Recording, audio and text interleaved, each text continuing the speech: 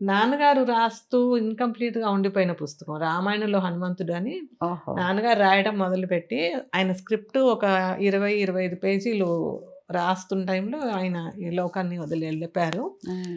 తర్వాత మేము ఊరికనే అన్నీ ఏమేమి ఉన్నాయి నాన్న పుస్తకాలని వెతుకుతుంటే ఇది ఇన్‌కంప్లీట్‌గా కనపడిందనమాట. హ్మ్. ఆ కనపడినప్పుడు మా నాన్నకి హనుమంతుడు క్యారెక్టర్ అంటే చాలా ఇష్టం. ఉపన్యాసాల్లో గాని, సుందరకాండ చెప్పేటప్పుడు కానీ హ్మ్. చాలా హైలైట్ చేస్తూ ఉంటారు ఆ పర్సనాలిటీని, హనుమంతుడి పర్సనాలిటీని. ఈయన యొక్క మాట్లాడే తెలివి ఏమిటి? ఎప్పుడు, ఎక్కడ, ఎంత, ఎవరితో ఎలా మాట్లాడాలి?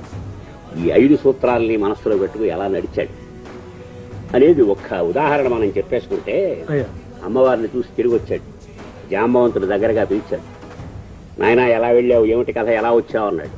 అక్కడ కూర్చుని 200 శ్లోకాలు పాడాడు. ఓ అది చేశాను తాత, ఇది చేశాను, వాడిని కొట్టాను, వీడిని కొట్టాను, లంకకి నిప్పు పెట్టాను, అది చేశాను, ఇది చేశాను. 200 పాడాడు. రామచంద్రుడి దగ్గరికి వచ్చాడు. నాయన ఏమిటి కథ అన్నాడు. లంకలో కాలు పెట్టాను, అశోకవనంలో శింసుపా వృక్షఛాయలో మబ్బు క్రమ్మిన చంద్రబింబంలా, మకిలి పట్టినటువంటి అద్దంలా, ఎండిపోయిన అరటి మొగ్గులా ఉన్న అమ్మవారిని చూశాను అని చెప్పాడే తప్ప అక్కడ ఇలా మీసాలు కాలర్లు ఎగరేసి అది చేశాను ఇది చేశానని మాట్లాడలే. ఓకే. సో ఇది ఆయనకు చాలా ఇష్టమైనది కనుక దీన్ని కంప్లీట్ చేసి ఆయన ఫస్ట్ యానివర్సరీకి పబ్లిష్ చేయాలి అని మనసులో అనుకున్నాను అప్పుడు.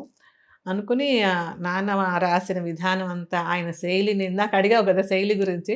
ఆయన శైలి అంతా పరిశీలించి వరుసగా రోజు ఆయన పెట్టిన క్యాసెట్‌లన్నీ విన్నాయి. వింటూ ఉండి మొత్తం ఇన్వైట్ చేసుకొని అది కంప్లీట్ చేశాను. ఆయన శైలిలోనే కంప్లీట్ చేశాననమాట. కంప్లీట్ చేసి రామాయణంలో హనుమంతుడు లేదంటే ఎవరితో ఎలా మాట్లాడాలి అని ఒక ట్యాగ్‌లైన్ గూడా పెట్టి పబ్లిష్ చేశాను దాన్ని. ఎవ్వరు ఇక్కడి దాకా మీ నాన్న రాసింది, ఇక్కడి నుంచి నువ్వు రాసిందని ఎవరు దాన్ని ఓహ్! విడగొట్టేసి డిఫరెన్షియేట్ చేయలేదు అయితే. చేయలేదు. ఓహ్! గ్రేట్. సో అది చాలా ఆనందమైంది. దాన్ని రిపీటెడ్‌గా పబ్లిష్ చేయడము.